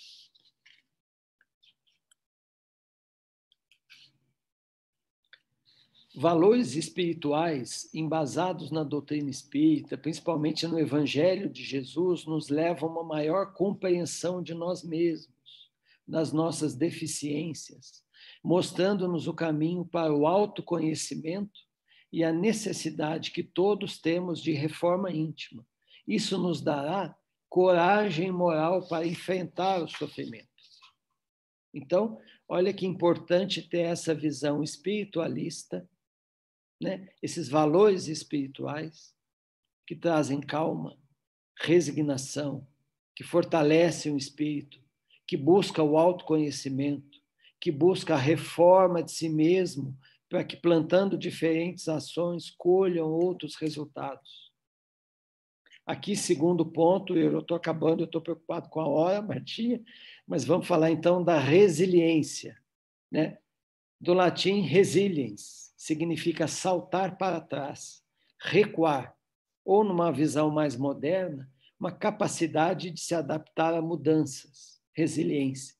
Esse termo também está sendo usado para definir uma habilidade que nós homens temos de suportar ou de vencer os nossos sofrimentos ou angústias, resiliência. Desde a antiguidade, o homem vem aprendendo a desenvolver a sua resiliência, né? Lá no passado longínquo, até para a própria sobrevivência, né? Para a autodefesa e para a manutenção da vida, a gente vem se desenvolvendo. Agora, uma coisa que eu não conhecia, confesso que eu achei numa carta de Paulo aos Filipenses. Olha que interessante sobre resiliência. Eu achei muito legal o que ele falou. Está lá no capítulo 4, versículo 12. Paulo vai dizer assim, eu achei muito interessante, não conhecia, talvez você já conheça. Aprendi o segredo de viver contente em toda e qualquer situação, seja bem alimentado ou com fome, tendo muito ou passando necessidade. Olha que fantástico, Paulo falando aos filipenses sobre resiliência. Ele também teve que aprender resiliência, não é? Numa reencarnação só, sai de doutor da lei, abastado, poderoso, e vai tomar algumas pedradas depois de pegar o evangelho e fugir pelo deserto, comendo gafanhotos, não tendo onde dormir. Olha quanto oscilou numa única reencarnação, quanta resiliência ele teve que ter, quanto sofrimento na sua missão quando aqui esteve. A resiliência, essa capacidade de passar, suportar pelos sofrimentos e nos adaptar às mudanças, associado a valores espirituais, confere a nós, espíritos encarnados, uma fortaleza moral, uma resistência, e nos confere paz, nos confere resignação para enfrentar as nossas dificuldades. E, para terminar, além de valores espirituais e de resiliência, importante, quero destacar aqui a fé. A fé. Brevemente, no livro Depois da Morte, no capítulo 44, Leon Denis vai dizer o seguinte: a fé e a confiança da criatura em seus destinos é a certeza de estar no caminho que vai ter com a verdade. Olha que importante. A fé, a confiança em Deus, na sua justiça, quanto de força não dá para que a gente enfrente com a cabeça erguida, não sorridente com aquele sorriso vazio, mas de cabeça erguida, com dignidade, os nossos sofrimentos. E pedindo ajuda, claro, de diversas formas. Continua Leon Denis.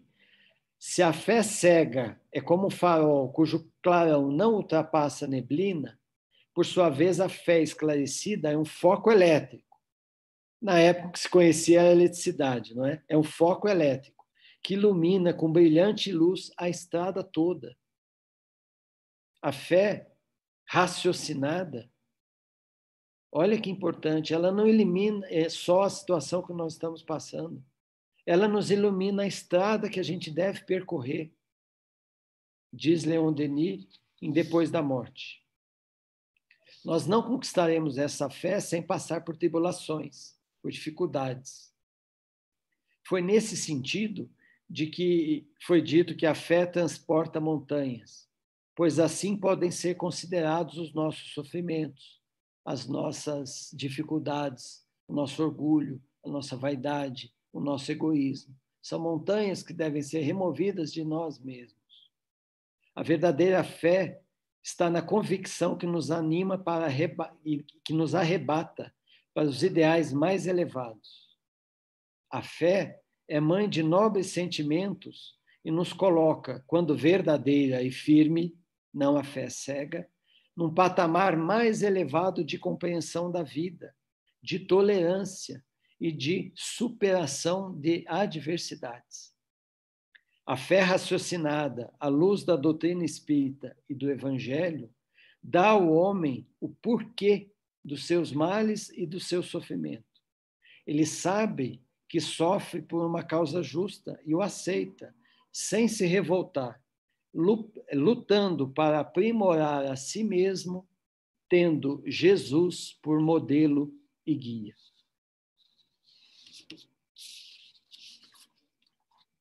É isso, Martinha.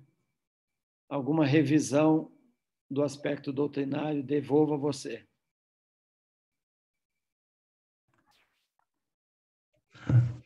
Valeu, Rodrigo. E aqui no chat, a gente tem alguns comentários e perguntas. Pessoal, se alguém tiver algum comentário, alguma dúvida, depoimento, esta é a hora. E aqui tem um bacana aqui. Do João. Qual a diferença entre psiquiatria e psicanalista? Provavelmente essa é para o João, né?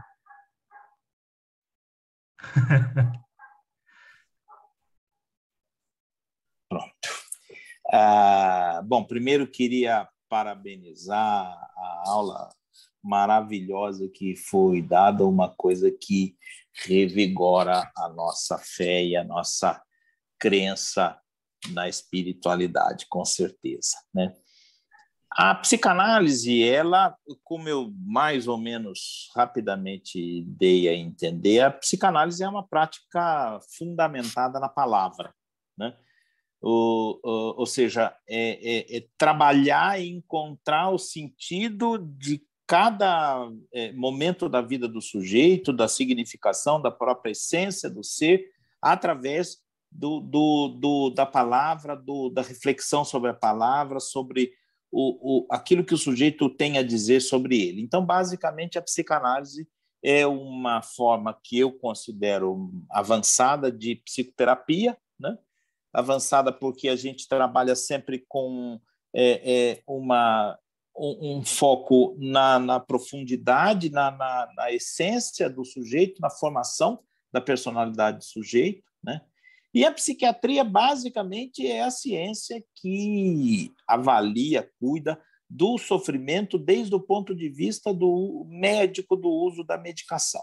Então, eu, por exemplo, sou uma pessoa que milito nos dois campos, porque eu acredito que não dá para fazer uma coisa só sem olhar para o outro lado. Então, elas são, no meu entendimento, bastante complementares, tá? Basicamente, a diferença entre psiquiatria e psicanálise é isso. Não sei se ficou claro, se ficou muito superficial. Tem um comentário da Martinha antes, Diego, que o João até comentou que iria comentar depois, né? Sim. Antes dessa pergunta eu passei e depois comigo vou ler um comentário. Me refresca a memória, agora não estou... É comum ouvir que ir ao psiquiatra é somente para louco? Olha, cada vez menos, né? Como ensinou tão bem o Rodrigo, né? Me desculpe chamar assim de tanta intimidade, é que a gente fica acompanhando o raciocínio, a reflexão dele, a gente vira amigo próximo, né? Mas o Rodrigo já nos lembrou com tanta clareza, né? O sofrimento produz transformações maravilhosas do ser humano, e um deles é esse. As pessoas hoje em dia se sentem tão aperreadas, tão submetidas a um sofrimento, ao sofrimento psíquico, ao sofrimento, à dor de alma, como foi colocado aqui, que, sabe, hoje em dia caiu praticamente por terra. Eu não vejo mais muito isso acontecer, não, essa coisa de que psiquiatra é só para louco. Isso é uma coisa que, graças a Deus, está ficando no folclore, né? Um pouco assim, naquelas pessoas mais renitentes, naqueles espíritos mais pro aço, como o Rodrigo apontou, né? Mas, assim, invariavelmente, a pessoa, quando se vê tomada por um sofrimento insuportável, aí ela acaba cedendo e entendendo qual é o lugar do psiquiatra na vida, no acolhimento desse sofrimento psíquico, né? Desse sofrimento de alma, né? Certinho.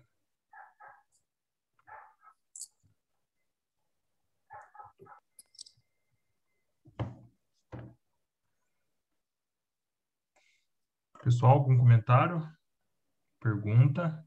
Fica à vontade. Ou manda no chat. Desculpe não abrir a câmera, mas é para economizar a net, que é difícil aqui para mim. Aos dois, né? E mais especificamente ao João. Essa imensidão de adolescentes e pré-adolescentes que estão nessa síndrome tecnológica, né? Como tem sido colocado, e nas mutilações com desejos suicidas ou não. Vocês poderiam trazer alguma coisa, João, na área da psiquiatria e psicanálise, e Rodrigo no conforto espiritual? Meu nome é Márcia, tá? Tá bem. Márcia, obrigado da oportunidade. Eu acho que a nossa adolescência vive uma crise, como o Rodrigo sublinhou tão bem, né? Uma crise, isso sim eu considero sem precedentes. Nós estamos submetendo nossos adolescentes a uma situação misto, né? De abandono, né? Abandono no próprio lar. Então, esse excesso de vida na informática, no computador, no jogo, etc. e tal, é porque eles estão sendo empurrados em direção a isso, né? Nossas famílias, por medos muitas vezes infundados, né? Porque eu tive oportunidade, já sou um pouco velhinha, apesar dos cabelos terem me abandonado, mas os que foram embora provavelmente eram os brancos. Então, eu já não sou mais jovem e eu vivi uma vida na rua, como se costumava chamar. E isso foi uma experiência que eu considero das mais iluminadas na minha vida, né? Ter tido essa oportunidade. E não é porque não existiam perigos, né? Parece que essa ideia de proteger os nossos filhos, custe o que custar, haja o que houver, transformou essa geração numa geração de covardes e numa geração de inibidos, em geral, né? Então, são pessoas sem iniciativa, né? Tem alguém querendo falar alguma coisa aqui, eu não sei quem que... Por mim, tudo bem, não tem problema nenhum. Pode terminar, João, já eu falo. Tá bom, tá. Não, então, assim, os jovens são levados a isso, né? Os pais muito confusos, muito desencontrados, acreditando cada vez mais por um processo aí enlouquecedor da nossa sociedade, de que o que os filhos precisam é de bens materiais, então o pai e a mãe trabalham feito loucos para garantir um conforto material que nunca basta, nunca é suficiente, né? E que, por conta disso, tem uma qualidade de interação com os filhos paupérrima, né, mínima.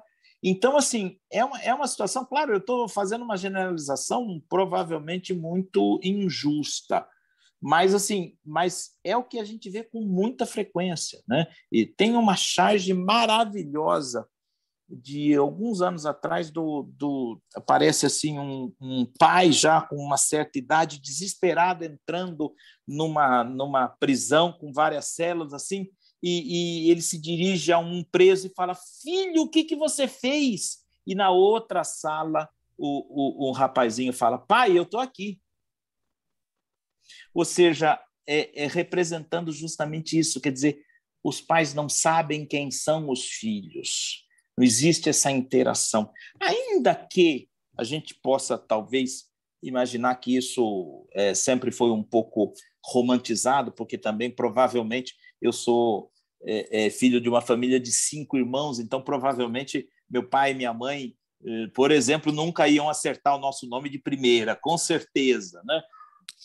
Mas é um outro tipo de interação. Me parece que hoje em dia os pais têm uma lavagem cerebral de colocá-los sempre nesse mundo cheio de bens materiais. Isso eu noto muito claramente. Eu tenho um trabalho com algumas comunidades carentes e eu noto muito claramente que as crianças cujos pais não têm esse horizonte na vida, os pais sabem que não vão conseguir dar tudo que os filhos poderiam querer, né? Então, a relação dos filhos com os pais é diferente, né? É uma relação um tanto menos marcada por essa ambição materialista que o Rodrigo tão bem ressaltou. Então, essa coisa de se cortar, essa coisa de usar muita droga, etc. e tal, isso aí é fruto desse desencontro, é a geração perdida. É impressionante, é assustador, mas é um fato. É um fato, né? Eu não ponho nem um pouco a culpa no computador, na internet, não. A internet é um mecanismo aí, se você souber usar muito bem, é extremamente útil, como agora, por exemplo, né? Mas não acho que a internet produziu nada disso. Ela simplesmente estava aí e os nossos pais... Já começou com a televisão, né? A famosa babá eletrônica, né? Eu não vivi isso, graças a Deus. Na minha infância, a televisão era preto e branco, só passava porcaria, então provavelmente eu fui poupado disso por conta dessa situação, mas as próximas gerações já tinham programa infantil o dia inteiro para ficar ali completamente hipnotizado naquilo, e depois a televisão foi substituída pela internet, pelos joguinhos. Então, assim, não vejo culpa na internet, eu vejo, sim, uma deterioração da relação dos pais e essa obsessão dos pais de oferecerem assim, eu vou usar um pouco mais o meu exemplo pessoal. Eu me lembro que quando eu era moleque, meu pai sempre foi um homem bem de vida. Ele foi um empresário bastante bem sucedido. Mas a minha infância foi uma infância de criança pobre. E não tinha por que ser diferente. Eu não tenho nenhuma queixa disso. Pelo contrário, agradeço todos os dias ao nosso pai por ter passado por essa experiência. Eu me lembro que, assim, em casa a gente ganhava 2 quichutes por ano. E eram 2 porque a gente era família de gente rica. Então, mas era o que tinha. Furou, acabou a sola, furou por cima, vai aquele lá mesmo, até chegar o próximo. Né? Então, assim, hoje em dia é enlouquecedor. Né? Eu mesmo tive essa experiência com os meus filhos. Né? Ainda que eu tentei conter isso dentro do possível, os meus filhos reagiram bem a isso, sempre foram parceiros nisso, mas eu sei que os meus filhos, por exemplo, sofriam bullying porque eles não iam com um tênis mais caro na escola. Né? E não iam não é porque eu não tinha dinheiro, é porque eu não queria, e eles meio que compravam essa versão. Né? Então, assim, eu penso um pouco isso, é um processo social muito mais amplo, e eu acho que aí eu vou muito nessa linha que o Rodrigo chamou a atenção, sabe?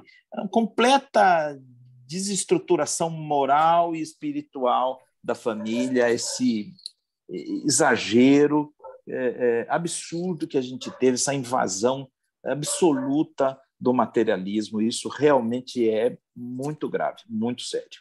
Mas chega. É a vez do Rodrigo, por favor. Respondeu muito bem, João. Mas, Márcia, dou aqui um depoimento pessoal. Eu tenho um filho de 11 anos, isso também muito me preocupa, né? É lógico que gostam de internet, de joguinhos, isso tem uma atração muito grande. Mas respondendo à sua pergunta, eu acho que a gente tem que lutar até o último dia.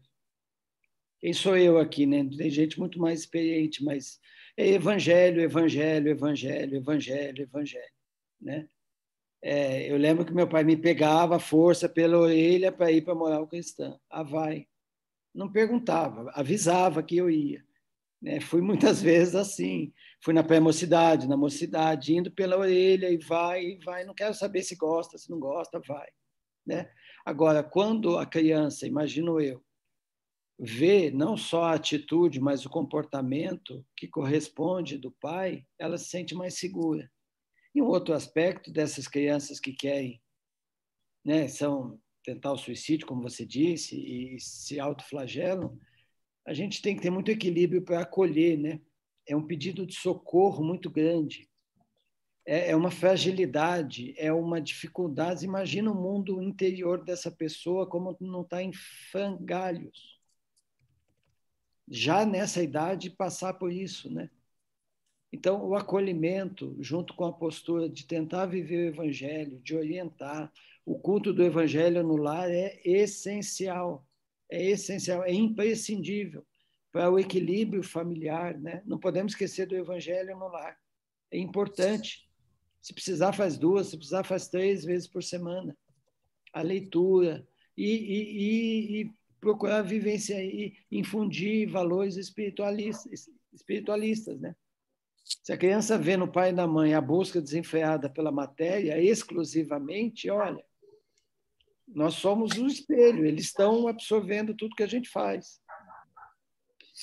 Eu queria contar, desculpe só te interromper um minutinho, eu queria contar uma cena e que me marcou profundamente profissionalmente. Eu estava atendendo um rapazinho, 23 anos de idade, um problema gravíssimo de dependência química e que chegou num beco sem saída, tamanho que ele estava absolutamente convencido de que o suicídio era a única saída. E muito custo eu consegui trazer o pai e a mãe ao consultório, ambos médicos. E o pai, numa determinada altura da conversa, vira para o filho e fala assim: filho, veja bem, eu tive que desmarcar o meu consultório para estar aqui hoje. Quando esse sujeito falou um negócio desse, eu sei que a mãe pensava mais ou menos assim, quando eu vi um filho, eu falei, gente de Deus, isso não tem saída. Quer dizer, o que uma criatura que escuta isso de um pai, quer dizer, ele, a ponto de destruir a própria vida, não ter nem nessa hora a paz de ter a mão esticada pelo pai. Não, o pai ainda cobra. Olha, eu perdi, sei lá, tantas consultas, tantos exames para vir aqui. Eu falei, não, eu desisto, para, tudo desce, eu vou descer do mundo quase. Por sorte, eu não desisti, esse rapaz está vivo, graças ao bom Deus e à força das entidades espirituais e ao tratamento também que ele acabou aderindo, mas eu tenho certeza não foi por conta dessa ajuda do pai e da mãe, duas pessoas completamente fora da realidade, que não enxergavam o tamanho do abismo que o filho estava enfiado. Né? Isso que você falou é verdade. O nível de sofrimento, de desamparo desses jovens é uma coisa assustadora.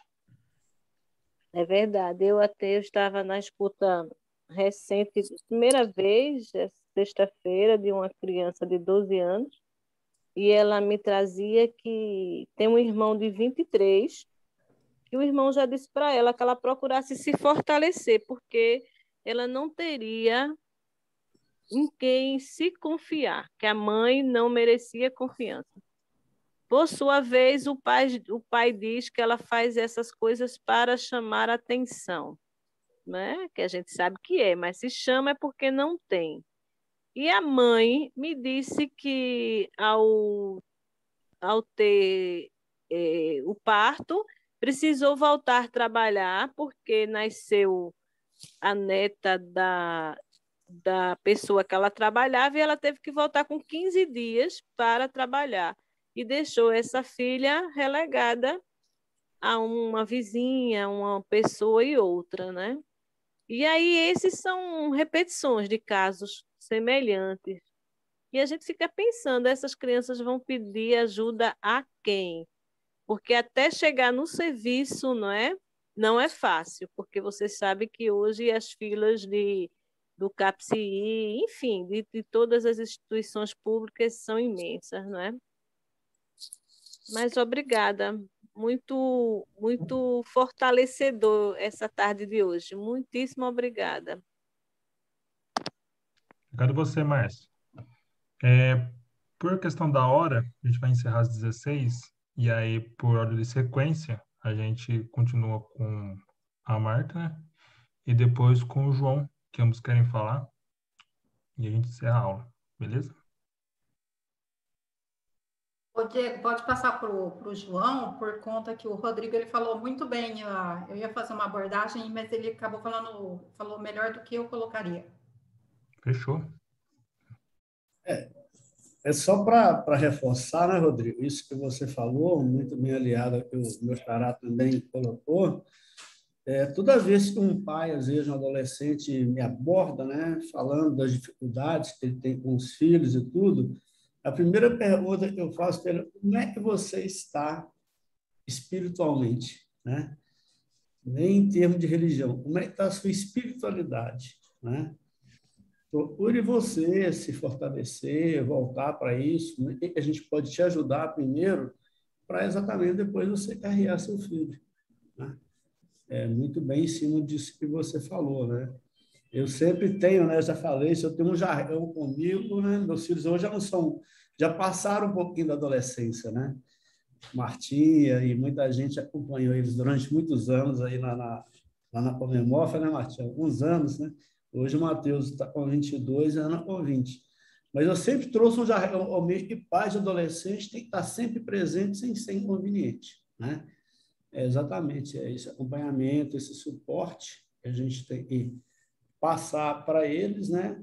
Para dar essa segurança espiritual e material para eles. Eu acho que, mas o importante nosso, eu acho que se a gente pode trazer para nós, eu acho que eu sempre falo isso, nós que temos essa oportunidade de nos reunirmos para estudar, né, o Evangelho do Cristo, à luz da doutrina espírita, a gente ser esse suporte também para esses pais, sabe?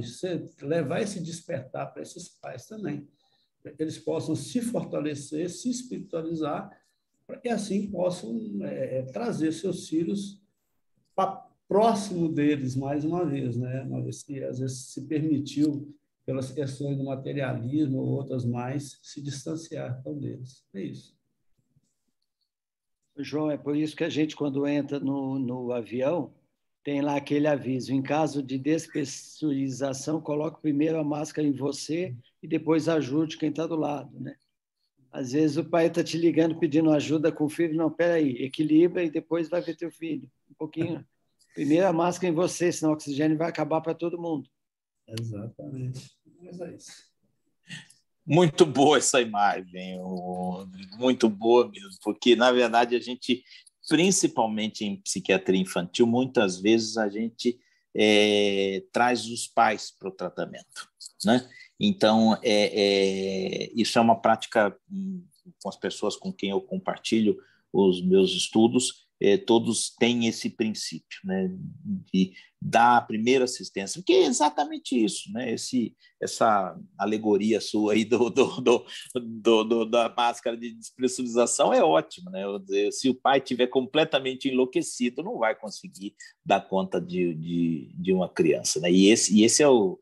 eu me lembro, quando eu comecei na profissão, surgiram várias menções a respeito do aborrecente, né? E aquilo me preocupava já naquele momento muito, porque assim, poxa, se o sujeito está se aborrecendo tão facilmente com o seu filho adolescente, então, assim, como assim? Que eu não estou entendendo aqui? Não era com você que ele tinha que contar para segurar a onda dele? E adolescente está inseguro, está confuso, é isso mesmo, faz parte, né?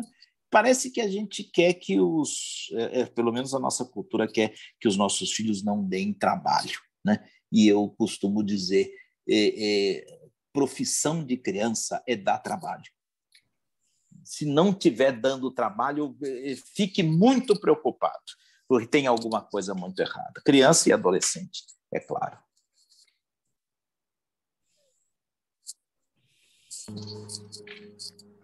Câmera. Aí agora. Putz, tem 2 minutos. Eu gosto muito do olhar de não violência, quando a gente vê na personalidade do Cristo, quando ele diz assim, olha, conhecereis a verdade e a verdade vos libertará. Eu acho assim, muito interessante que a gente tem uma postura de, eu vou dizer aqui, de elegância diante dos traumas, do sofrimento, das dores. Então, assim, a gente que é espírita, esse conforto, né? E essa informação, eu gostei muito do trabalho de vocês, e tem essa informação, nós devemos pegar essa máscara e colocar em nós e fazer esse trabalho da não violência em nós, para que a gente possa expandir com a informação que a gente adquire, né? Para as pessoas que estão na nossa volta. E essa semana eu estava conversando com o Diego a respeito do filme O Alto da Compadecida. O padre está morrendo. E ele começa com choraminga, com churumela. Quem assistiu O Alto da Compadecida se lembra do padre. O cangaceiro fala para ele, tem compostura diante da dor, cabra? Então, eu acho que a gente tem que ter também isso, de nós espíritas, temos que ter isso também diante da dor. A gente tem que ter compostura, sair da postura de vitimização, não é verdade? Então, assim, eu achei sensacional o trabalho do João. Gostei, viu, João? Achou mais uma fã? Obrigado. Muito obrigado. Eu te abençoe. Rodrigo já mora no meu coração, é diferente, ele já, né? Ele já tem lugar garantido, ele sabe que eu estou na plateia. Mas eu estou na sua também, viu, João? Pode olhar lá no palco. Né? Obrigado. Então, eu penso isso. Eu penso que com esses enfoques, eu acho que dá um brilho muito grande para a gente entender, compreender e levar essa valentia para a vida. E com não violência, claro, com a proposta do Cristo. E conhecereis a verdade e a verdade vos libertará. É isso aí. Então, para finalizar, será que a pessoa que tem nome de famosa, tipo Vivi Doris, gostaria de fazer essa peça de encerramento?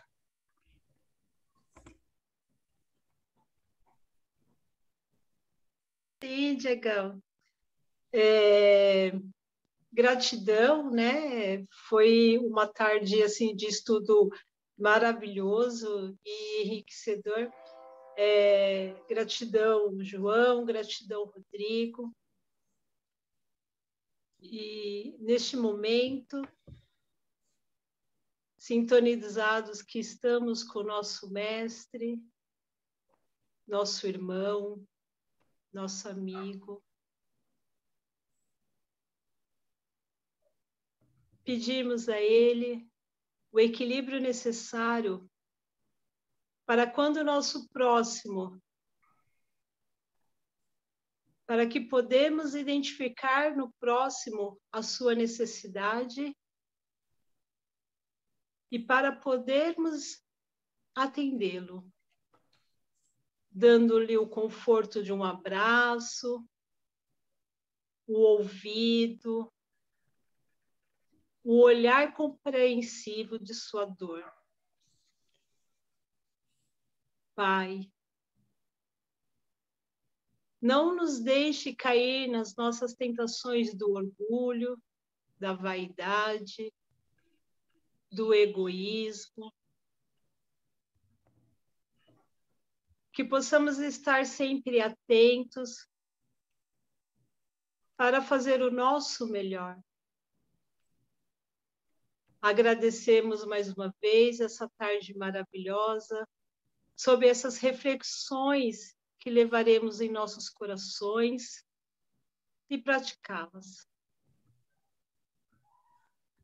Que assim seja, Mestre, que assim seja, Pai.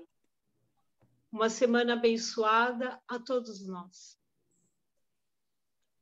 Obrigado, Vivi. Rodrigo, muito obrigado pela aula. João, muito obrigado. E muito obrigado a vocês que estaram conosco, participando dessa aula maravilhosa. Obrigado. Maravilhosa mesmo, viu? Muito obrigada, Rodrigo, João. Nossa, foi um bálsamo para as dores da nossa alma e muita reflexão.